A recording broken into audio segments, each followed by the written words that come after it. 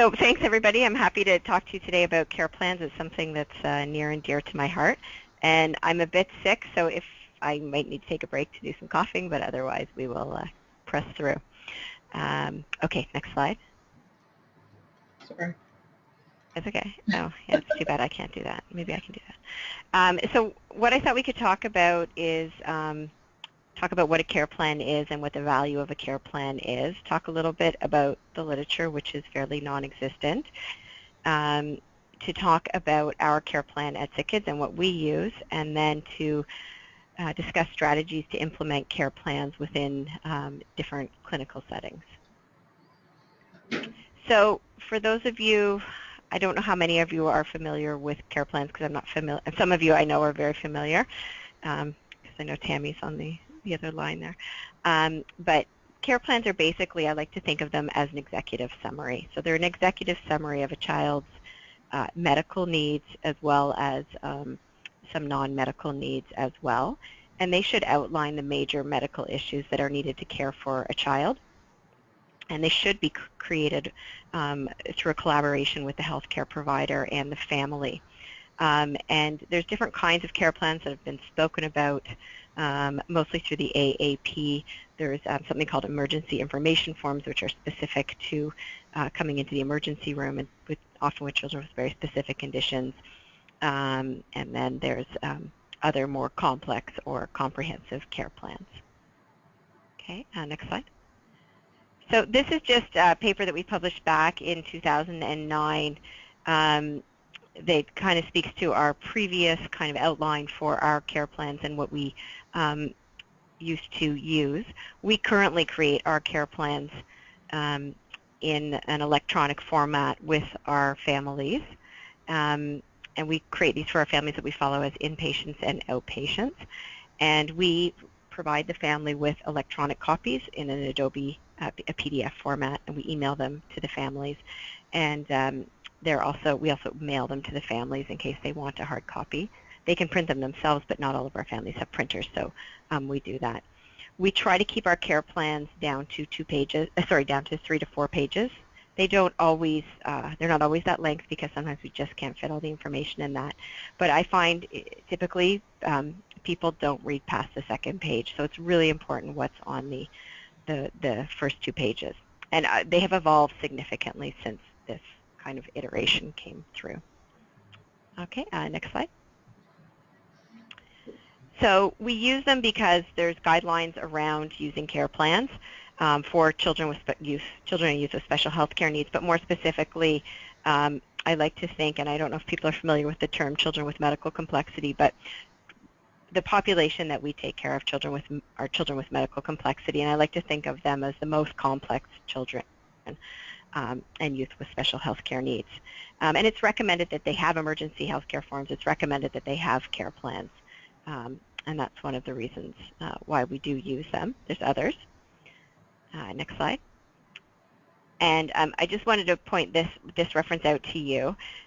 This just came out recently. I got an email about this a couple of weeks ago. The National Center for Medical Home Implementation has been around for quite some time, and they've had information on care plans. But they have recently published a fact sheet, which if you go to this website at the top of this, you can see, and it's lovely because it summarizes everything that we say about care plans, and we try to explain about care plans, and they put it together in a nice reference sheet. They've referenced the literature, so they've referenced the study that we've done, they've referenced a study that colleagues in Seattle have done, and they're calling a care plan a shared plan of care. So they're saying it's different than a care plan. I would say the care plan that we use is a shared plan of care. They're defining it as a comprehensive compiling of the information related to a child in partnership with the family, needed to support the coordination of care for multiple needs of a child and his or her family. And they talk about it having clinical and non-clinical information. Ours could probably be evolved a bit more to involve non-clinical information, and I'll speak to that a bit further. But I think this, if you're looking for a resource on care plans, I recommend this. I just found it. It's very new and it's fantastic. Okay, next slide. So the main goal of a care plan or a shared plan of care or whatever you want to call it is to facilitate transition for a child with medical complexity or a child with special health care needs through the healthcare system. And that includes in the healthcare system, in the community, wherever they are, and wherever they are, because their care will always involve some aspect of healthcare usually. They're a useful tool. They help to centralize the care and focus on the child. And there's another interesting resource I just found through the New England Journal of Medicine called the New England Journal of Medicine Catalyst. It's a website they have, and they have a blog. And they once again talk about that a care plan or a plan of shared plan of care really needs to be created in collaboration with a patient, and they usually speak in the adult form, but with a patient or a family, and it needs to include their goals, and it needs to be holistic and talk about both in-hospital and out-of-hospital care. So that's, in my mind, what care plans do. And through our research, which I'll talk about briefly later, we know that care plans can enhance parental feelings of empowerment and credibility, and they do acknowledge parents as the experts and the advocates in the child's care. So it's another reason why they're so useful and helpful. So next, what I'd like to talk about is a study that we did here at SickKids looking at the usefulness of care plans. Next slide. So we conducted a qualitative study using a grounded theory approach, and we conducted in-depth semi-structured interviews with parents, and we conducted semi-structured focus groups with healthcare providers. We conducted focus groups with the healthcare providers because we felt that they would be comfortable speaking with their peers and would actually make the discussion more rich if they could listen to each other and comment. But we did single interviews with families, one for feasibility to be able to get parents and to go to their homes or interview them wherever was most helpful, and also because of the sensitive nature of the information, not all parents want to share. Some do and some don't. So, and then we transcribed and coded all of our interviews, which were 15 interviews with parents and 3 focus groups that consisted of 15 healthcare providers. Oh, sorry, next slide. And that's just outlined here. Next slide. So after full thematic analysis of our data, this model emerged from this iterative process, and this shows the perspectives of both the parents and healthcare providers, and explains why we found that care plans were useful. Next slide. So I just briefly run through the model. This model has 3 levels. The first level is the characteristics which are unique to the care plan. The next slide. The next level is the activating factors related to the care plan, and activating factors really describe the active ingredient of how and why a care plan works to facilitate the outcomes that it does. And then the third level is the outcomes related to care plan use. And so I'll just briefly, I'll try to maybe somewhat briefly just go through the model and explain to you about the care plan. Next slide. So the characteristics of the care plan included 3 main concepts. There was the content of the care plan, and there were a number of key components that were felt to be essential to the care plan. So some of those, but not strictly limited to this, but some of those were medication lists, contacts, emergency care, special nuances of care pertaining to a child. If applicable, this might fall under the category of the emergency information form. And our families felt that one care plan that included all this information was best. There are some recommendations around different care plans for different intentions, but they preferred to have one care plan so they didn't have to carry more than one document. There was a shared values component to the care plan, so it was created between healthcare providers and parents, and this shared values between these was essential to the creation of the care plan. It wasn't just a healthcare provider filling out a template, but it was a way of actually collaborating together to care for a child. And it was described as a document that changed and evolved over time as the child changed. Next slide. So this is just one quote from a mother speaking about the essence of the shared values in the care plan creation. And maybe I'll just let you guys read those because I know we don't have that much time. Well, you can. We're flexible. We're good. Okay. Yeah. I'll read the next one. Okay. Next slide. This is another quote from a healthcare provider speaking about the dynamic nature of the care plan. I think it's a comprehensive roadmap or Google Maps, a Coles Notes version for complex patients. So instead of a thick chart that summarizes where you're at, where you're going, and who to contact. So it's like a roadmap. The next part of the model that we came up with was the activating factors, and this is really the meat of the model, and it talks about how care plans work to facilitate outcomes by strengthening relationships and enhancing information sharing. The data spoke very impressively to how the care plan fostered successful working relationships between healthcare providers and parents.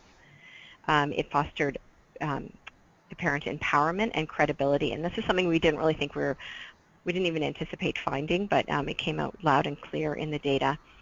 It helped to clarify parent and healthcare provider roles, and it strengthened parent and healthcare provider trust and confidence in the child's care. It also enhanced health-related information sharing. It improved accessibility of care and contributed in many instances by providing a starting point for discussion about the child's care. Also, parents whose first language was not English expressed that it helped them convey the complexities of their child's care. Next slide. So this was a quote from a mother, and she said, I had this underlying anxiety that they weren't going to listen to me. The care plan sort of levels out the playing field. We're both talking the same language. It gives me a level of security. And the next quote. This is from another mother. The care plan gives me a chance just to focus on my child, just to comfort him. It gives me a chance just to be a parent and not a doctor. So a lot of families or parents feel that they have to act not only as a parent but as a healthcare provider. And this is from a healthcare provider. Instead of taking the history from the beginning, you can confirm things that you see on the care plan with the family. And if there's something that you see in the care plan that you're not sure about, then you can find out what you're looking for in the chart. So it's a starting point and really helps healthcare providers figure out where to go. I often tell families that we have volumes and volumes of chart, and while it's all accessible on an EMR, it's hard to sometimes know where to start or what is the most relevant document to look at. So the care plan often helps us figure that out. Okay, the next slide. By activating relationships and information sharing, there were perceived outcomes related to quality of care. And those perceived outcomes included safety, caregiver health and well-being, patient and family-centered care, efficient and timely care, care coordination, and continuity of care. And next slide. Oh, yeah. So it saves so much time. Within a few minutes, we're on the same page, and then we can start looking at what's current because we both have that background knowledge. And that is, kind of the essence to me of the care plan. It really summarizes. As a healthcare provider, it's so helpful in summarizing everything that's going on and gives us a starting place, and we're on the same page as the family. Another mother said, it's so crazy coming into the Emerge. When the nurse practitioners introduced the care plan, it was like the sun started shining down for me. It was so much easier to just hand it over to the doctors. This is his care plan, and I found it saved me a lot of time.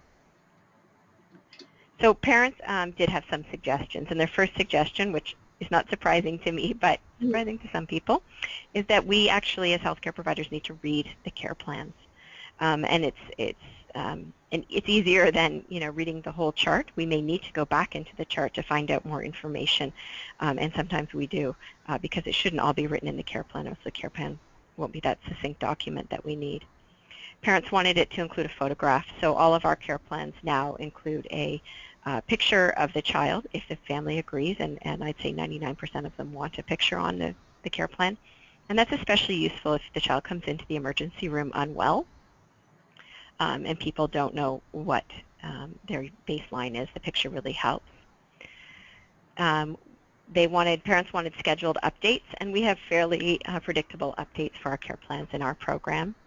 Parents wanted their role outlined and their knowledge about their child's care outlined. Some of them wanted a list of admissions. We don't always include that. And they wanted one care plan that includes all information. And then healthcare providers, they had logistical suggestions, which were very valid, around locating, sharing, and updating. They recommended, and this is how our current program works, that you have one healthcare provider who's the author with the family of the care plan and who edits the care plan, who's responsible for making changes to the care plan. And healthcare providers actually thought it was useful to have multiple care plans to serve different purposes. So I find this interesting, the difference between what families want and what healthcare providers want. So in summary, there's a lot of common themes between the healthcare providers and the parents, but in general, the care plan is a starting place. It levels the playing field. It builds trust and relationships.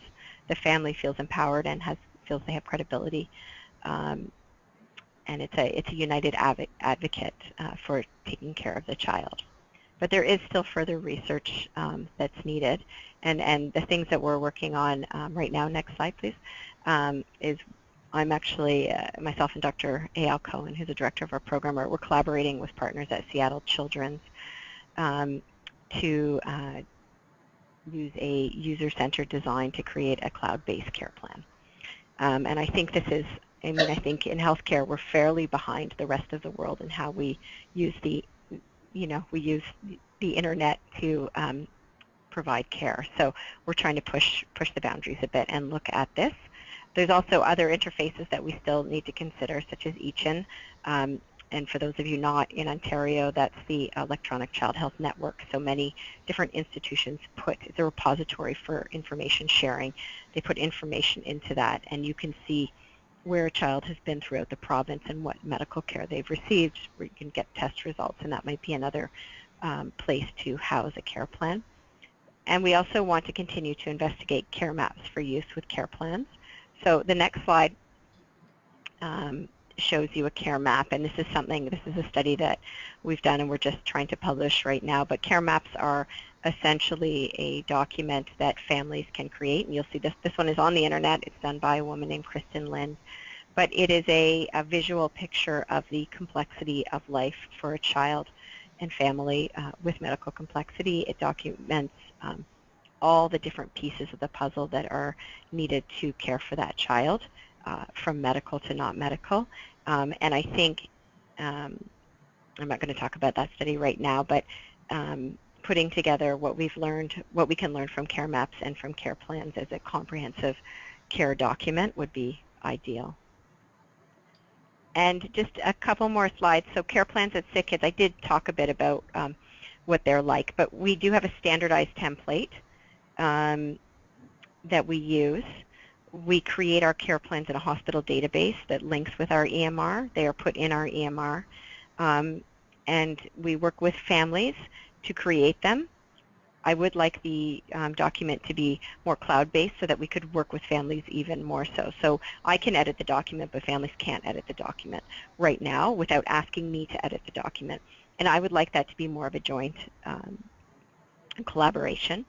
And it'd be great. I think families, they are the ones that know their children. They know when medications are changed. They know what's going on. So if they could actually access it and change it in real time, and to go so far as to say if they could be able to document in their child's chart, I think that would be useful. But we're not quite there yet. And then next slide. So I think for implementation anywhere, you need some sort of software to figure out how you're going to use it. Some institutions create care plans on Microsoft Word, and then you could send it to a family and they could edit it and send it back. But it needs to be a document that families are comfortable using. So the content in that care plan has to be something that they are comfortable with. I always ask families, please review this, please change anything that's not right, please take anything out you don't like, please add anything I'm missing. This is your document, so even though I feel something should be in there, if you don't like it, you're not going to use it. So it has to be a joint collaboration.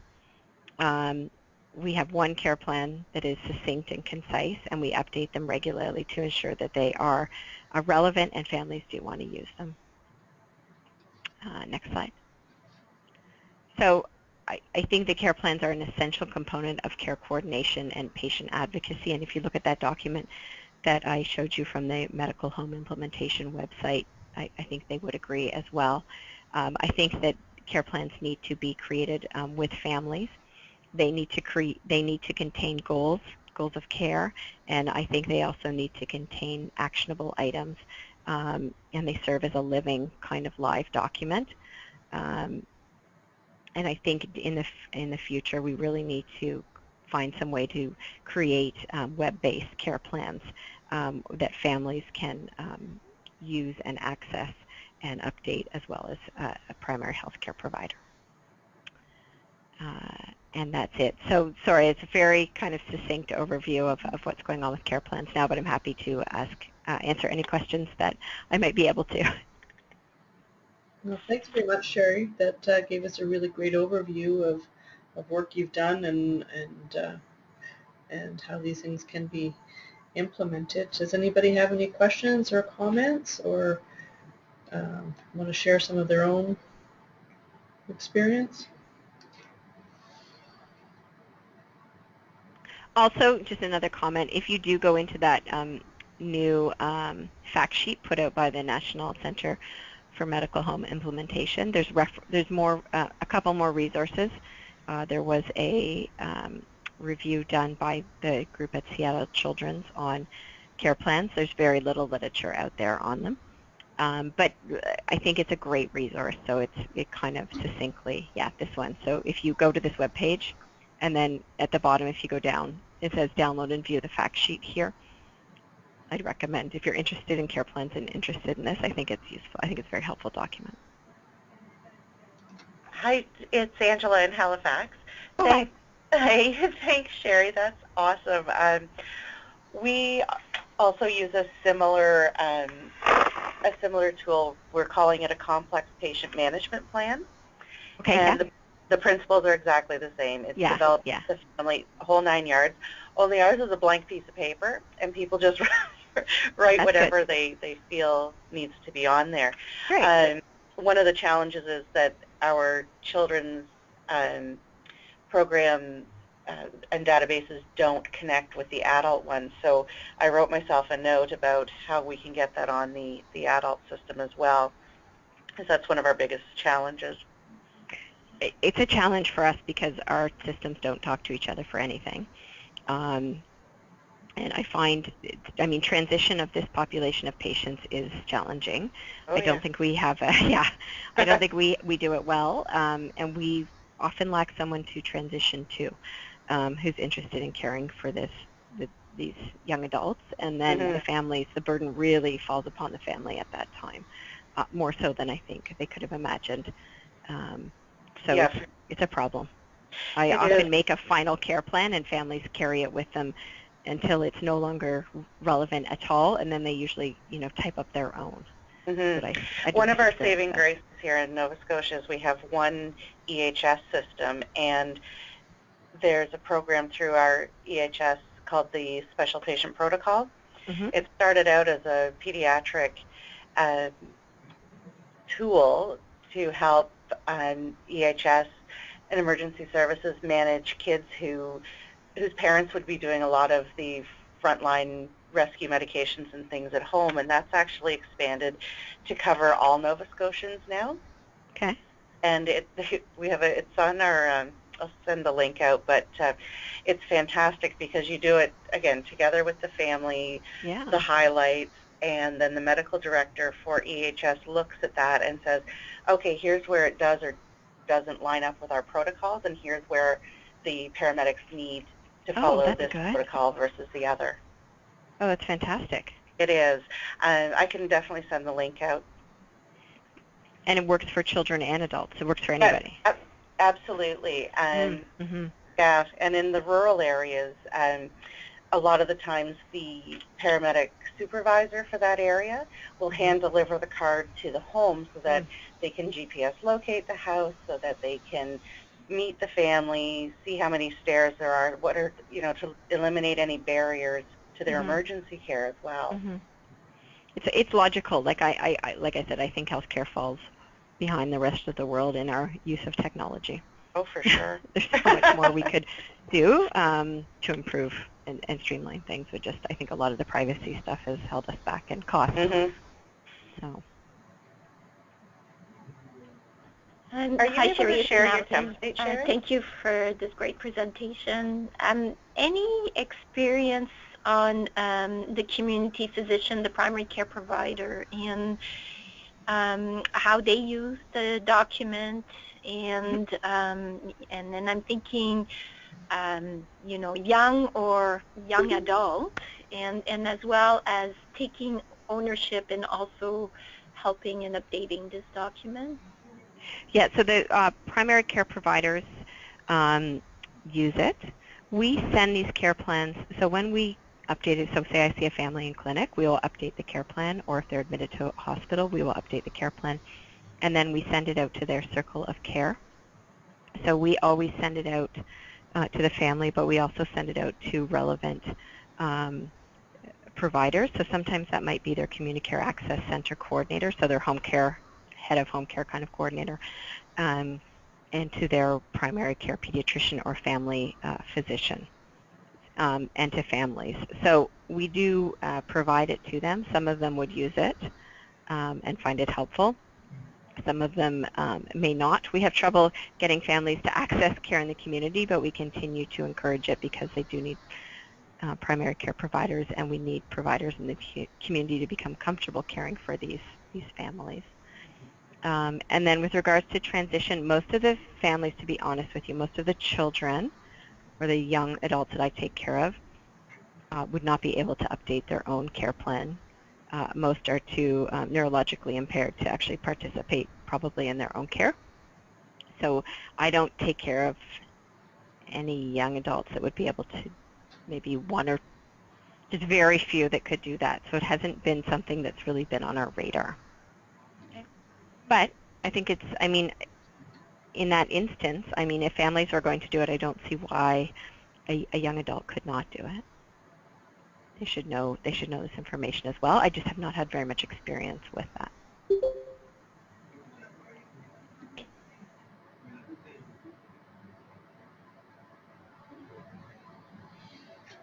Any other, Tammy, not to put you on the spot, but out in BC, do you have a similar sort of protocol, or? Yeah, sorry, I was kind of looking for my opportunity to jump in. Thanks so much, Sherri. This is such an important topic, and I think your findings about how care plans impact the credibility and empowerment of families is really powerful. It's interesting because, like I said, we didn't even expect to find that. It was interesting. And I think that's something that we're all striving towards, right? And I think you probably hear the same feedback from families that I do, that they're not necessarily coming to the table as an equal partner with unfamiliar providers. So I think this is incredibly important. I mean, I think one of the things that we struggle a lot with, which Sherri, you've definitely described as well, is just the logistics of care planning. And I think one of the things that we're trying to do in this group that I think is very important is to come up with recommendations that can be implemented across a variety of care settings. And in BC, for example, one of the major deficits that we have is in nursing providers in our program and nurse practitioners, and we probably don't have, well, we certainly don't have the same robust team that you guys have at SickKids. So, one of the challenges that we've had with care planning is the logistics of updating a care plan at the same time that you're doing a consultation, at the same time that you're doing medication reconciliation, and 1,000 other things. So, I think this is a really great starting point, and to have some conversations about, how do you work this into your existing work if you are more of a sole practitioner. And I think it's very doable, but I think it's important that people see it as something that's logistically possible. So, for example, making sure that their care plans are created institutionally in such a way that you're not replicating information or replicating work. So that's really been our challenge here locally, and I think we've come up with some good strategies to make it possible. But if you had any comments about that, or about the other thing that we've struggled with before, Sherri and everyone, is this sharing piece. So, and I'm sure you've found this too, that the only way these care plans are known and read is if the families physically hand them to the doctors. Yes. Because even with EMR, the volume of information is just so massive that nobody is really going to the chart very often. So, if any brain waves or great experiences around that, that would be really interesting to hear as well. Yeah, I mean, I think you've kind of hit the nail on the head where I say to families, please carry this with you, and if you need more copies, I'll send you more copies. And I'm sad it's, still in a paper format. You can put it on your phone, and you can email the, Emerge Doc a PDF of it if you'd like to do that. But them going into the chart to find it, I mean, we have a database. So we have and this will be changing because we just got Epic, and we're going to be moving towards Epic over the next couple of years. But we have a database that is a repository of information, and it links with our EMR. So it makes care plan updating very simple. I can change a dose of medication, and the medication still stays in the medication list, or I can add medication from a drop-down list. It's quick. I can, type in diagnoses really quickly. I can check off what technology they're on, and it's fairly fast when you're used to using it. But still, it's hard to find sometimes in the chart. And even though we offer access to our database, which is very straightforward and very simple, people don't always take it. So, it's hard. We almost have to be the advocates. And when we know our patients are coming into the Emerge, we take a care plan down, a physical, hard copy of a care plan. And I know they love it. I know they're quite happy with it, and I know it really helps them. So, I mean, I have that anecdotal feedback that we get on a regular basis, because when I don't take a care plan down, I get the feedback, where's the care plan? So it's being used, and it's being used in certain environments more than others. But it is really hard to, find a way to have it easily accessible, which is, once again, I mean, I think eventually we need to be more online and more open, and many of our families, I think it's our healthcare system that has our, we have to be very careful about PHI, but the families are much more open about that than we are. So there needs to be some sort of balance or happy medium, I think. I don't think we're there. We found it yet.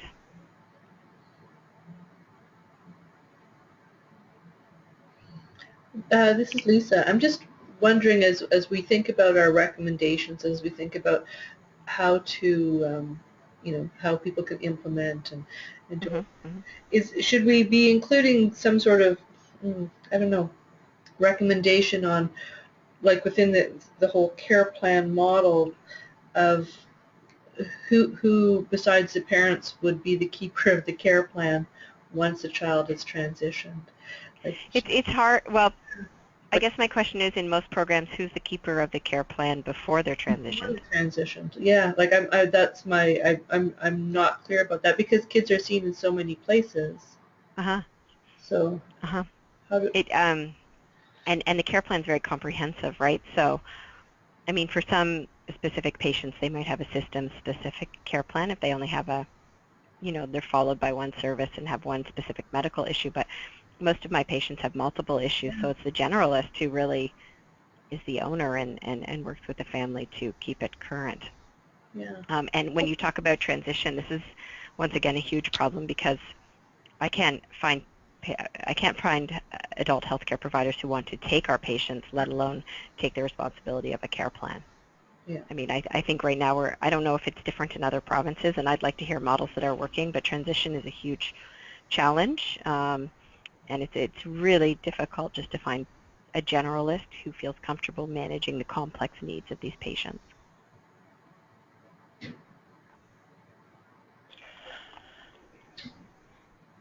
Yeah, it's Natalie. I agree with your comment, Sherri, but I'm in Ontario as well. But I know in Ottawa, I've had a few meetings with our internal medicine team.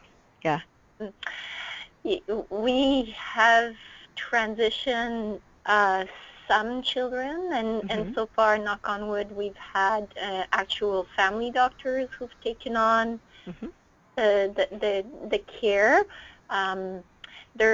I've had recently one that ended up acutely ill in the emergency on the adult side, and they were so happy about that comprehensive care plan. Oh, good. Okay.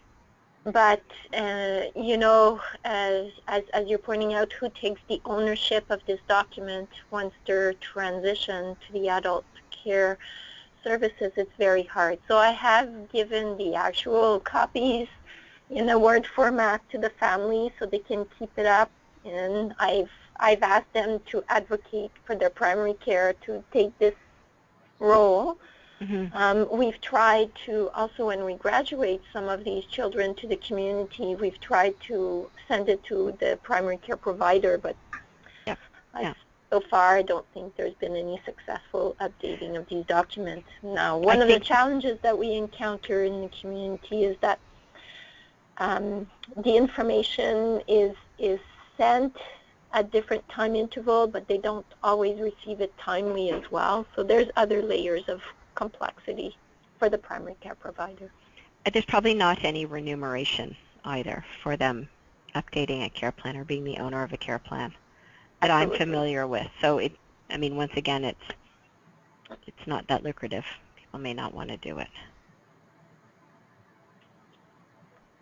I think it's so useful, though. Like, I mean, just based on the feedback we get from having a care plan from healthcare providers and from families, I think it improves care, streamlines care. It helps care, but yeah, you have to have somebody who wants to take ownership over it and lead it. I agree. I recently had a anesthetist who came to find me, actually, and said that was very, very thankful for having these kind of documents with these complex patients, because for an anesthetist going through, like this particular patient had 23 volumes of medical record, and then, you know, to empower them when they go do the procedures to get the full history of a patient, those documents have helped them in optimizing their care. Yeah.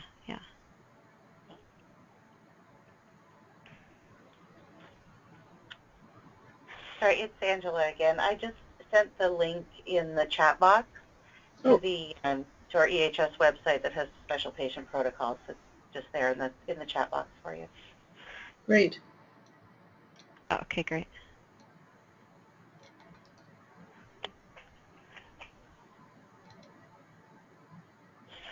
Can I ask, I had a parent who reflected to me that you know, their child meets all the criteria for being a medically complex child, but does not have much hospital use. The care is really in the community and with specialists. Yeah. And they were talking about a document. They labeled it as an advocacy school document. Have you encountered this for some of the children, parents requesting a bit of a different format for school, for advocating support services, learning environment, and so on? I haven't. No, we follow children in our satellite program. So we have the program at SickKids, but we have children that we follow in the satellite programs who may be very complex but don't have lots of admissions to hospital, so we would still provide a care plan for them. So I don't know if maybe some other places those children wouldn't be seen, but we've expanded to follow children like that because they do benefit from having a care plan. I have families use care plans in the daycares with home care and in the school to use it to get funding, so submitting it for funding applications. They use it for many different purposes. Okay.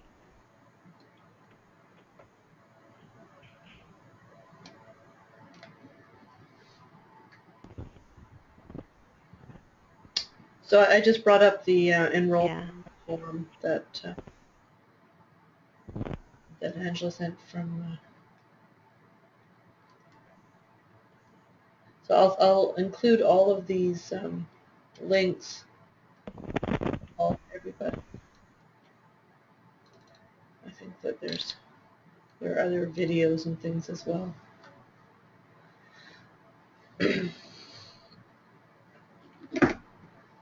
It's really, Natalie, it sort of reminds me of Wyatt and the work that the EMS did here in Ottawa to set up a protocol for him.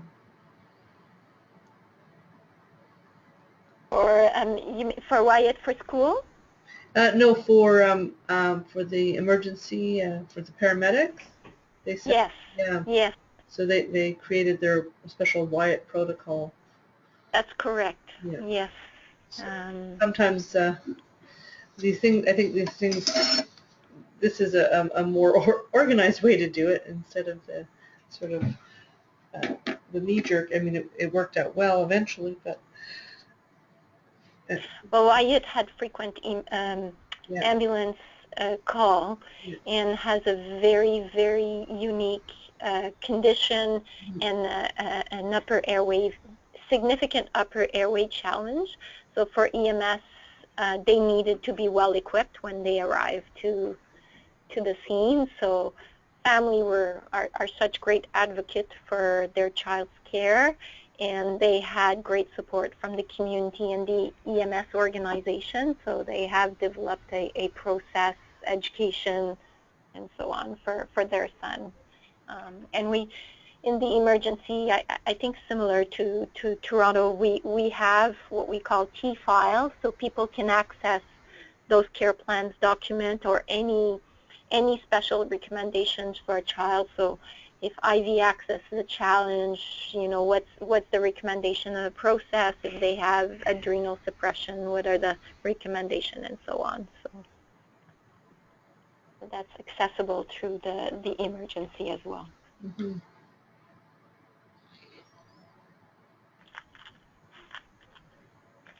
We think that there's a lot of interesting, great work. Still a lot of questions, though, about, again, ownership and where to, you know, the time that it takes. And so a lot of different things that we need to consider as we move forward with our recommendations. So this is great. I think it's an important part of caring for children with medical complexity, but it does take resources, so it's a balance.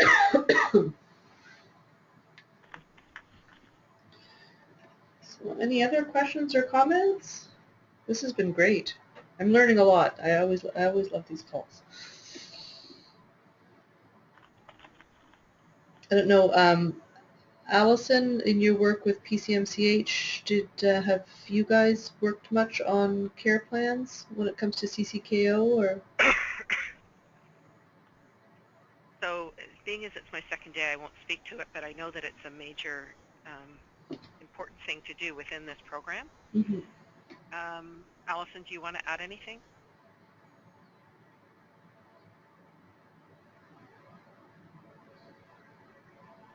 Can you hear me okay?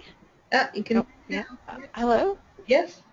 Okay, sorry, my audio is cutting in and out. But yeah, we've heard a lot from families about how much of a care plan has really helped them in terms of navigating the system and especially with emergency visits. I think something that PCMCH and CCKO we're working on is looking at a standardization across the province of the programs and looking at what kind of should really be in the care plan, and then also, you know, allowing regions to customize it.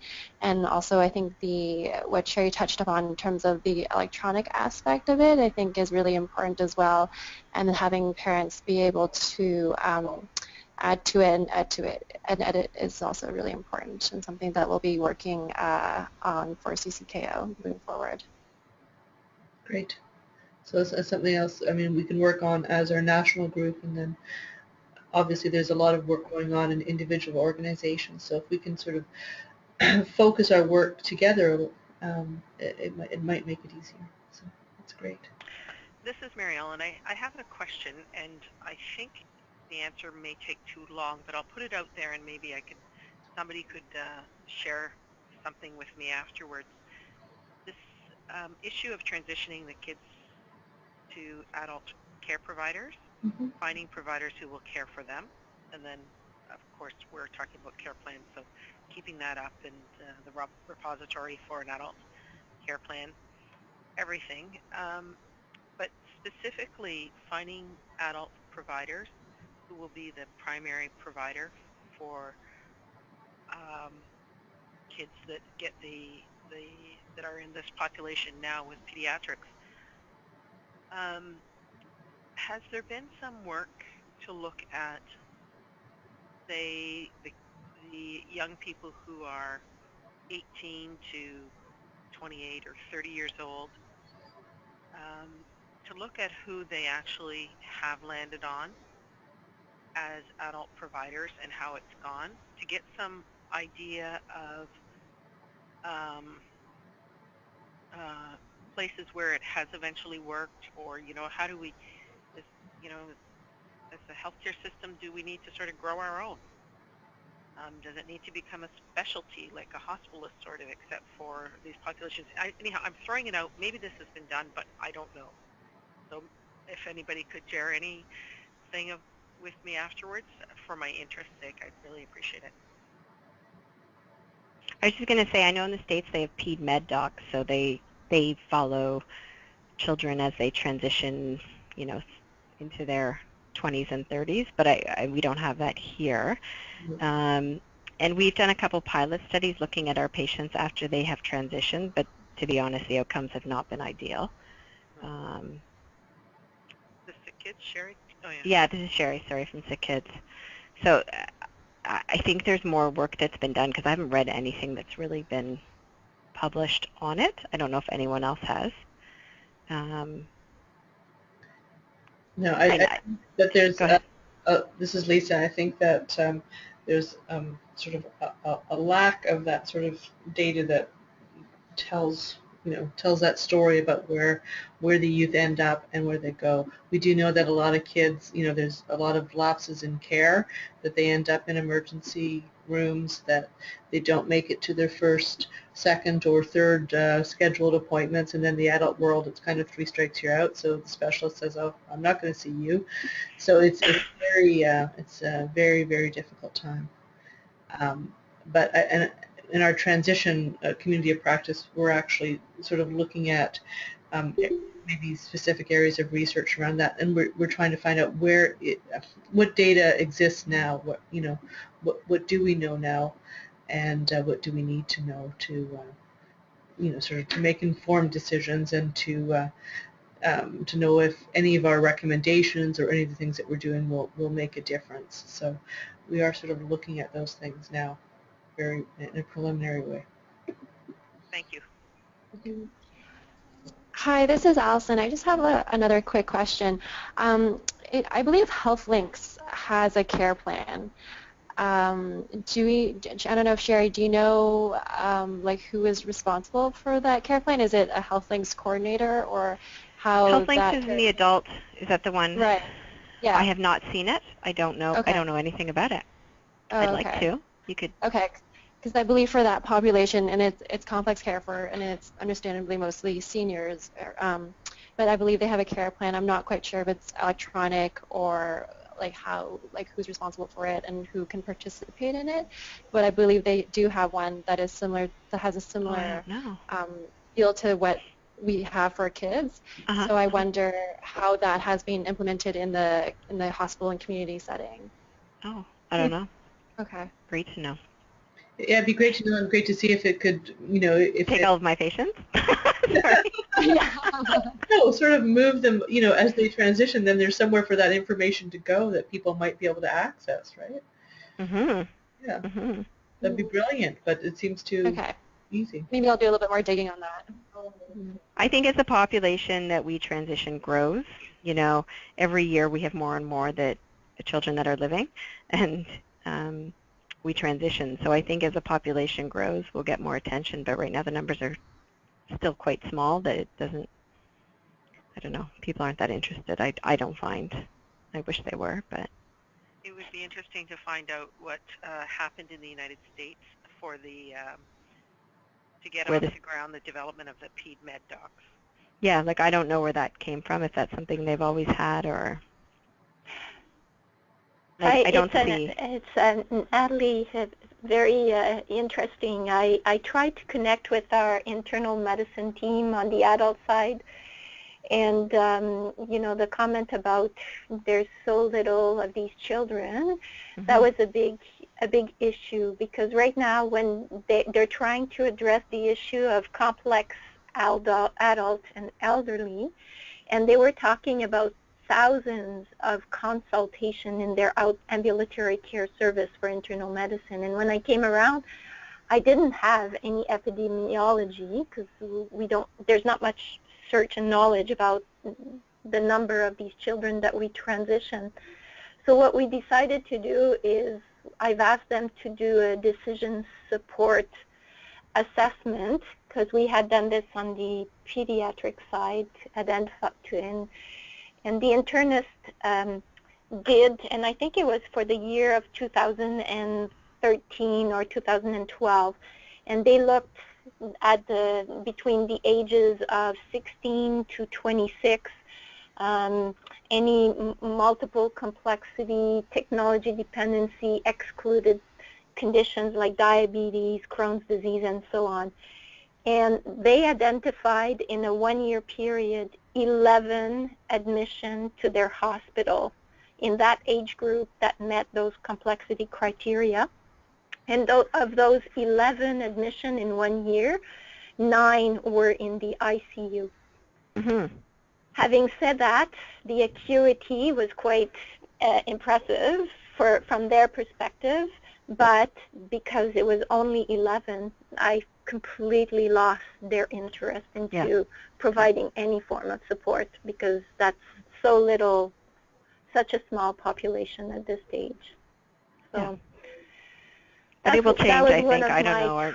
And in connecting with the adult. The second piece that I have encountered is that, you know, in pediatric, it's you get a center. They have such unique need, and they're such intense that you get a single center. So for us in our region is CHEO. I imagine Toronto, it's Toronto SickKids. When you get on the adult side, there is like 4 or 5 different centers. And if you have, let's say, nephrology, you're in this center. If you're neurology, you're in the other center. So they're spread all over the city in different centers for their care when they transition to the adult side, which brings a different layer of complexity to this population. I don't know what other people's experience are, but those have been some of the challenges in trying to create an equivalent on the adult side that I have faced. Yeah, I say those are like that just echoes what we're facing as well. There's multiple, like they are spread all over the city and maybe even in their local communities, and they can't decide whether they should come down to a downtown hospital to seek care or if they should go to a local community hospital. And I've had different, kind of opinions from both on what's better. But it's a similar thing. Nobody's really interested. Yeah. Alrighty. Well, we're at 1 o'clock now, and I know everybody's pretty busy. This has been great, and I think we could just keep talking about this all afternoon. So I think that we have some good starting points for our discussions if we get a small group together to sort of further flesh out the recommendations and the literature and some of the points for having care plans and who owns them, what do you do with them, so lots of things to think about. So thank you so much, Sherri. Oh, you're welcome. And everybody else, and we might be calling on you again to pick your brain. Sure. Yeah, so as we move forward. So any final words, Natalie? Or? Well, wish good holidays for everybody and new energy for the starting next year. We have a lot of work to move forward, all those recommendations, and this is a good start to that next step. Sherri, thank you so much for this presentation. Oh, no problem. Thank you for having me.